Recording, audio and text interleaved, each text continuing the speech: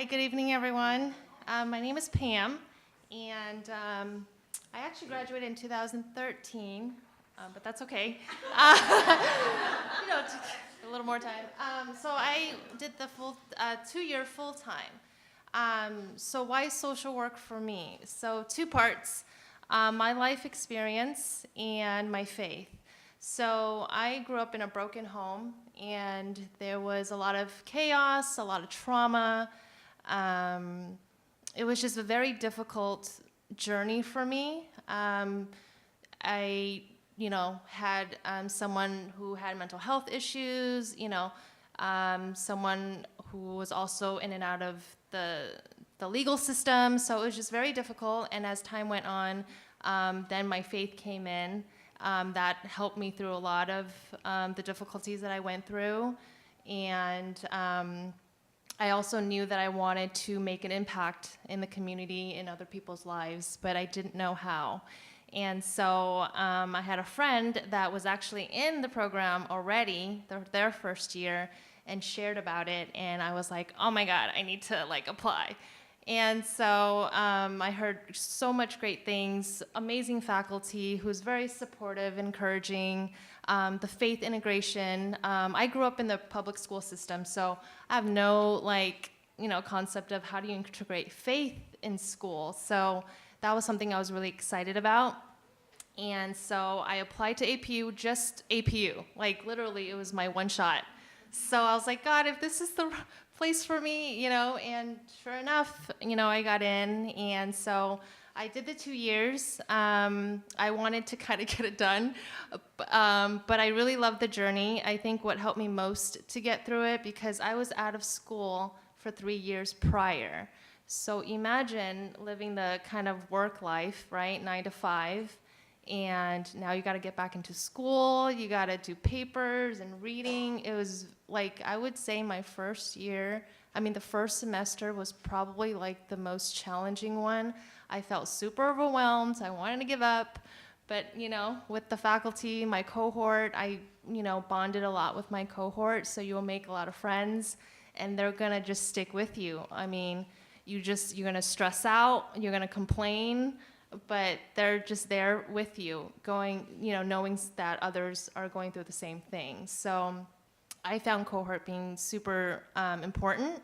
I also got involved in the student association as well, so that kept me in the loop of things and kind of getting the cohort together. I think I started the Facebook page, with our cohort, and then other ones that happened.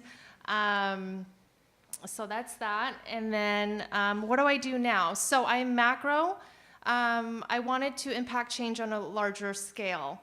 Even though I feel like I could do counseling, but I just didn't feel it, my passion there. So I ended up with macro, and I didn't know what that would look like, but my undergrad was in business admin, and I had some supervisory experience, so I think that kind of helped. And so right after graduation, this is a really cool story, by the way. So I applied to a bunch of, jobs, and a lot of jobs, of course, are more geared towards clinical, so there weren't too many macro. But this is a God thing. So I went back to, I came back to APU to pick up my field portfolio, and I ran into Kim. And I was like, she's like, oh, how's, job search going? I was like, oh, it's going, nothing yet. And she's like, hey, there's going to be an opening at the Salvation Army. And so, sure enough, I applied, and 3 hours after my second interview, I got hired.